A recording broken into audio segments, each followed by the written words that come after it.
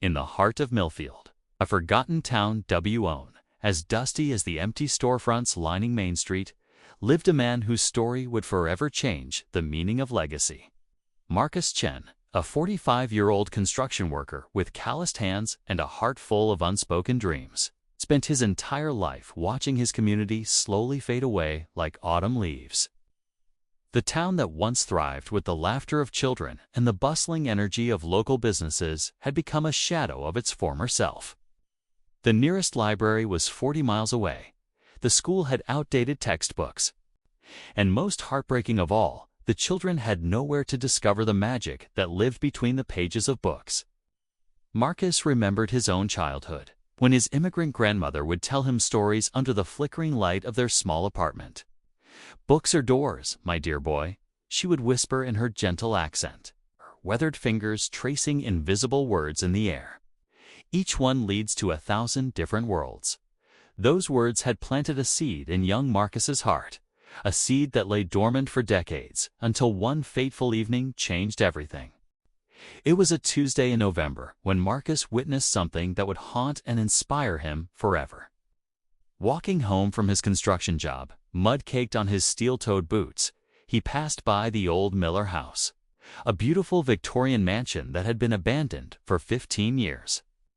Through a broken window, he saw 8-year-old Emma Rodriguez, a neighbor's daughter, sitting alone on the dusty floor, squinting at a tattered comic book in the dim light. The image struck him like lightning. Here was a brilliant child, hungry for knowledge, reduced to reading damaged books in an abandoned house because she had nowhere else to go. That night, Marcus couldn't sleep. He kept seeing Emma's hopeful eyes and hearing his grandmother's voice. Books are doors. The next morning, Marcus made a decision that his friends called crazy and his family called impossible. He would buy the Miller house and turn it into a free library for his town. "You're out of your mind, Marcus," laughed his coworker Dave, spitting tobacco juice into a cup. "You barely make enough to fix your own roof, and you want to buy a mansion." But Marcus had something more powerful than money. He had purpose. He started working double shifts, taking weekend jobs, and saving every penny. He sold his motorcycle, his collection of vintage tools, and even his grandmother's antique jewelry. Everything except her worn copy of 100 Years of Solitude, which she had brought from Colombia. Months passed. Marcus's hands grew more weathered. His back ached constantly, but his spirits soared higher with each dollar saved. He ate ramen noodles for dinner and packed peanut butter sandwiches for lunch. His friends thought he had lost his mind, but Emma's mother, Maria Rodriguez, saw something different. "That man has the heart of a saint," she told her husband one evening watching Marcus walk home covered in paint and plaster dust. "He's building something beautiful for all our children." After 18 months of relentless saving and sacrifice, Marcus had enough for the down payment. The day he got the keys to the Miller house, his hands shook as he inserted them into the lock. The door creaked open to reveal a grand foyer with a sweeping staircase, dust motes dancing in shafts of golden sunlight streaming through stained glass windows. But the real work was just beginning. Every evening after his construction job, Marcus would come to the house. He learned plumbing from YouTube videos, taught himself electrical work from library books borrowed from the next town over, and slowly, lovingly, brought the magnificent old house back to life. The mahogany floors gleamed once again. The crystal chandelier sparkled like stars. And room by room, the mansion transformed into something magical. The most glamorous moment came when Marcus installed floor-to-ceiling bookshelves in what was once the ballroom. As he worked, sunlight streaming through the restored windows created a cathedral of light and shadow. The empty shelves seemed to whisper promises of all the stories they would soon hold. But shelves without books are just empty dreams. Marcus started small, buying discounted books from thrift stores and clearance sales. He drove to book fairs in neighboring states, spending his weekends hunting for treasures in used bookstores. Slowly, word spread about the mysterious man who was building something extraordinary. The breakthrough came when local newspaper reporter Jennifer Walsh published a story titled "The Dream Builder of Millfield." Within days, something miraculous began happening. Boxes of books started appearing on Marcus's doorstep. First dozens, then hundreds, then thousands. A retired teacher from the next county donated her entire personal library. A bookstore owner facing bankruptcy gave Marcus every children's book in her inventory. College students contributed textbooks, families shared beloved novels, and even strangers from neighboring states mailed packages of books with notes saying, "For the library man who believes in dreams," on a crisp Saturday morning in October. 2 years after Marcus first saw Emma reading in that abandoned house, the Millfield Free Library opened its doors. The grand opening was more magnificent than anyone could have imagined. The restored mansion stood like a beacon of hope, its windows glowing warmly in the morning light. Red velvet ribbon stretched across the front entrance, and the entire town gathered on the manicured lawn.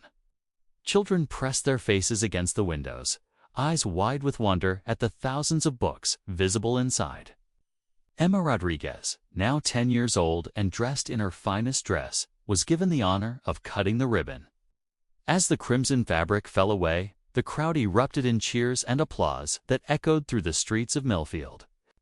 Inside, the transformation was breathtaking. The former ballroom now housed towering shelves filled with books of every genre imaginable.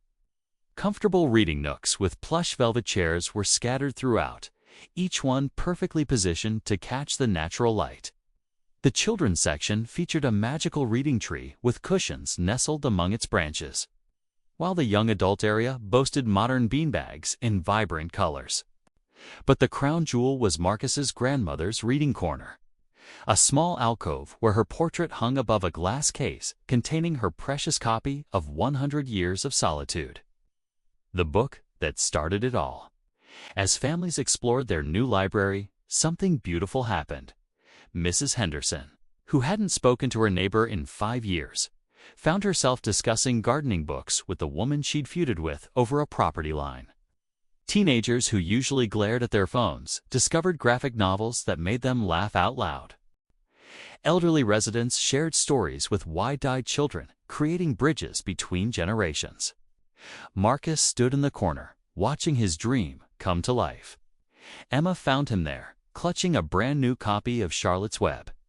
"Mr. Chen," she said softly, her voice filled with the kind of awe usually reserved for meeting superheroes. "Did you really build all this just for us?" Marcus knelt down to her level, his eyes glistening with tears he'd held back for 2 years. "Emma, my grandmother once told me that books are doors to different worlds. I built this library because every child deserves to hold the keys to those doors." The impact was immediate and profound. Test scores at the local school began improving within months. The town saw its first new business in 5 years when a coffee shop opened across from the library. Families started moving back to Millfield, drawn by the community spirit that radiated from the beautiful library.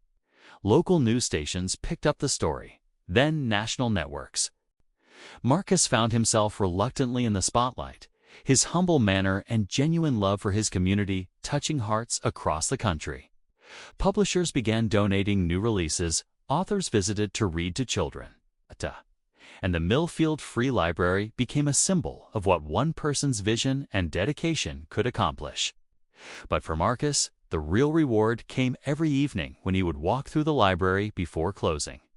He'd see families reading together, students discovering their passions, and elderly residents finding companions in the pages of beloved novels. 1 year after opening, the library had logged over 50,000 visits from a town of just 3,000 people. Children who had never owned a book now carried library bags like badges of honor. The abandoned lots around the library bloomed into community gardens, and Main Street began filling with new shops and restaurants. Emma Rodriguez, now an avid reader and aspiring writer, started a creative writing club that met in the library every Tuesday. Her first story, titled "The Man Who Built Dreams," won a state contest and was published in the local newspaper. During the library's first anniversary celebration, the mayor presented Marcus with the key to the city. But Marcus had a different key in mind. The same brass key that had opened the door to the abandoned Miller house 3 years earlier. This key doesn't just open doors, Marcus told the gathered crowd, holding up the tarnished brass key that had started everything. It opens possibilities. It opens dreams. It opens the future. As the sun set that day, casting golden light through the library's stained glass windows, Marcus walked through the rooms one more time. In the children's section, a handmade sign read, "Books are doors to different worlds. Mrs. Chen's Wisdom Corner." The man who had built a free library for his town had done more than construct a building or collect books. He had built bridges between people, doors to dreams, and a legacy that would inspire generations. And in the reading corner, where his grandmother's portrait smiled down at visitors, her words lived on. "Books are doors, my dear ones. Each one leads to 1,000 different worlds." Marcus Chen, the construction worker who dared to dream beyond his circumstances, had proven that sometimes the most extraordinary things come from the most ordinary people who simply refuse to accept that extraordinary is impossible. Like and subscribe for more videos.